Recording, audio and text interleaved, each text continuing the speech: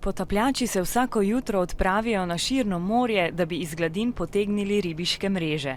Te na dnu morja predstavljajo desetino vseh morskih odpadkov in so velika nevarnost za živali. Erin vastzitten. De dode vissen trekken weer ander leven aan, zoals krabben.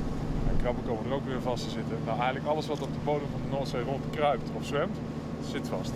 Po vsem svetu so ribiči, ki odstranjujejo mreže z dna morij in oceanov. V Ameriki, na Norveškem in Nizozemskem, tudi v Sloveniji.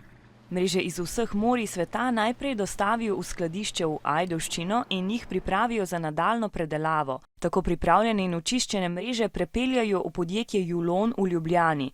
To je edino na svetu, ki izdeluje najlon iz recikliranega materiala. Ribiške mreže gredo najprej v topilnik, potem pa jih obdelajo še s posebnima postopkoma, pri katerih se odpadek spremeni v osnovni material, imenovan kaprolaktam.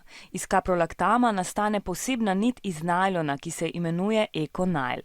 Iz nje izdelajo preproge, nogavice, kopalke in druga oblačila. S predelavo 1000 ton mrež prihranijo več kot 3000 sodov nafte, ki je sicer najpomembnejši vir za izdelavo najlona. Tako pripomorejo k čistejšemu okolju, manjši količini odpadkov in manjši porabi dragocenih fosilnih goriv. Poleg tega pa seveda z odstranjevanjem odpadnih mrež rešijo življenja mnogih živali.